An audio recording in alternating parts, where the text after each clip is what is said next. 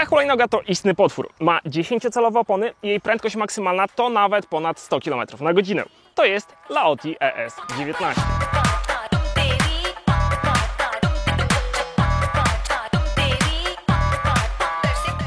Tak wygląda Laoti obok hulajnogi Neoline za 2000, no a tak prezentuje się Kukirin za niecałe 3.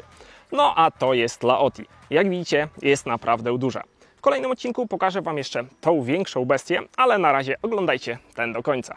Hulajnoga jest sporych rozmiarów, jej waga to ponad 50 kg, ma duży podest, na którym wygodnie możemy się nawet ustawić bokiem. Jak widzicie, ja tutaj bez problemu, czy stawiam nogę tak, czy tak, no to się umieszczę.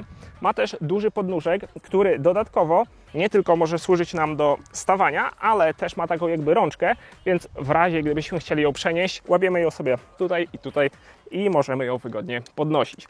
Laoti posiada bardzo dobre oświetlenie. Tutaj na przodzie mamy dwie duże lampy, które spokojnie dają radę w nocy. Możemy też je regulować, więc możemy ustawić ją, żeby świeciła bardziej do przodu albo bardziej w ziemię. Z boku jest oświetlenie RGB, które jak widzicie tak mryga. Możemy je sobie zakleić taśmą, ale niestety nie da się go wyłączyć. I z tyłu mamy dwa pływające kierunki, które zmieniają się bardzo efektownie. Poza tym też jest światło stopu. Budowa jest zbliżona do niedawno testowanej Laoti T30. Mamy tutaj pojedynczą sztycę. Dodatkowo mamy możliwość regulacji, więc możemy ją sobie ustawić w 3 poziomach. Jesteście niżsi, możecie tutaj zejść na sam dół.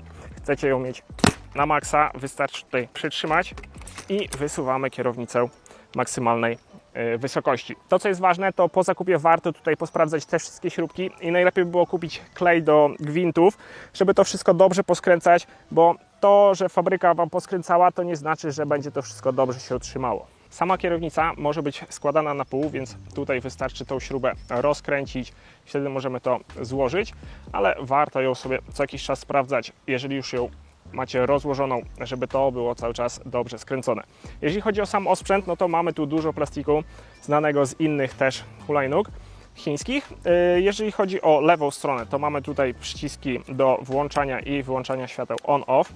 W tym miejscu są kierunki, a na dole jest klakson, który jest głośny i naprawdę wyraźny. Praktycznie chyba jest wyciągnięty z samochodu. Na stronie prawej mamy tutaj cały sterownik oraz manetkę gazu, która jest manetką na palec wskazujący. Z dołu są jeszcze przyciski Eco Turbo oraz możliwość włączenia jednego lub dwóch silników. Jeżeli chodzi o hamulce, to pamiętajcie, że lewa strona to jest hamulec na tył. Aby uruchomić hulajnogę, musimy najpierw przekręcić kluczyk w statyjce, a później przytrzymujemy przycisk od włączania. Wtedy aktywuje nam się ekran, na którym mamy, jak tutaj widzicie, jest na razie tryb numer 1. Przyciskając przycisk M zmieniamy się pomiędzy 1, 2 i 3. Trójka to jest tryb najmocniejszy. Dodatkowo możemy też wejść w tryb programisty, czyli przytrzymujemy naraz M i przycisk włączania.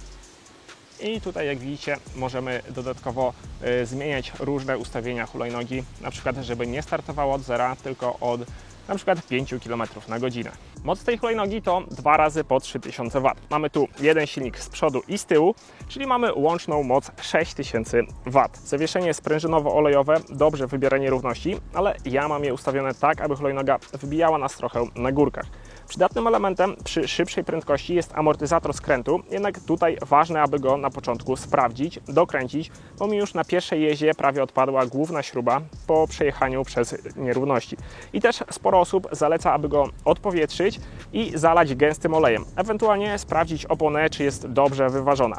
Najlepiej, jak się nie za bardzo znacie, to oddać go do serwisu na taki przegląd zero. Są też osoby, które od razu zalecają wymienić go na lepszy, ale moim zdaniem po dobrym ustawieniu ten sprawdza się nieźle i stabilizuje odpowiednio jazdę. Zarówno z przodu, jak i z tyłu są hydrauliczne hamulce tarczowe, które radzą sobie dobrze z wyhamowaniem tej hulajnogi, a tutaj w tej podstawie mamy baterię o pojemności 38,4 Ah, która według producenta daje nam zasięg 130 km.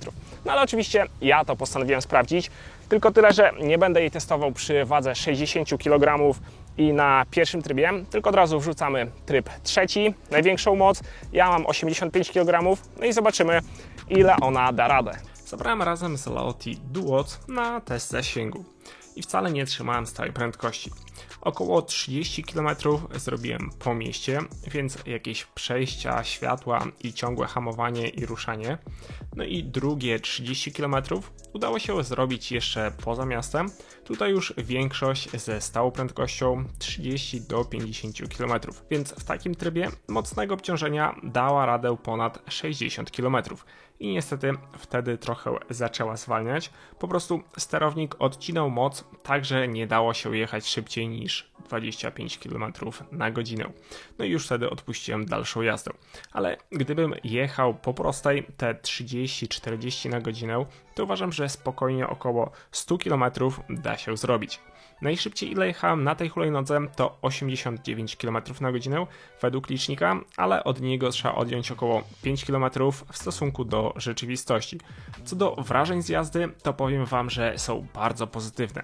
Tak jak mówiłem już wcześniej, hulajnoga wymaga na start sprawdzenia śrubek i ewentualnie ich wymiana, dokręcenie czy wklejenie, ale jak już wszystko ustawicie, to daje ogromną frajdę. Nie tylko po prostej, ale też w terenie.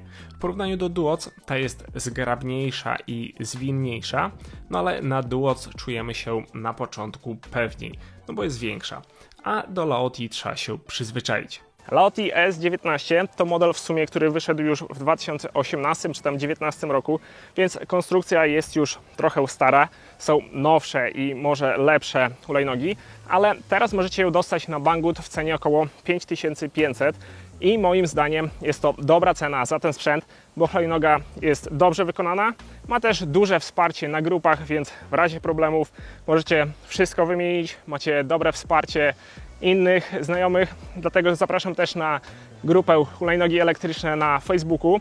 Tam możecie podzielić się swoimi wrażeniami, czy zadać jakieś pytania co do tego sprzętu. Link do niej znajdziecie w opisie. Tak samo w opisie są kupony rabatowe, jeżeli chcecie kupić tą hulajnogę. Moim zdaniem, jak szukacie czegoś w teren, tak żeby poszaleć i się powygłupiać, to jak najbardziej warto. Model ES19 oferuje jak na razie najlepszy stosunek ceny do mocy. Tak jak mówiłem wcześniej, śrubki trzeba samemu posprawdzać, bo przychodzą różnie poskręcane. Teoretycznie górna część kierownicy też jest słabym elementem i potrafi się u niektórych łamać, ale ja jak na razie trochę poskakałem, trochę posprawdzałem prędkość maksymalną i nic się nie dzieje. No, te 100 km na godzinę bałem się jechać, najszybciej na liczniku miałem 89 i był jeszcze zapas mocy, ale ja już odpuściłem, bo hulajnoga wpadała w delikatny wobbling. Jeżeli są jeszcze jakieś pytania, to czekam na nie w komentarzach. Dzięki za oglądanie, no i już kończę montaż Duoc D99, więc do następnego.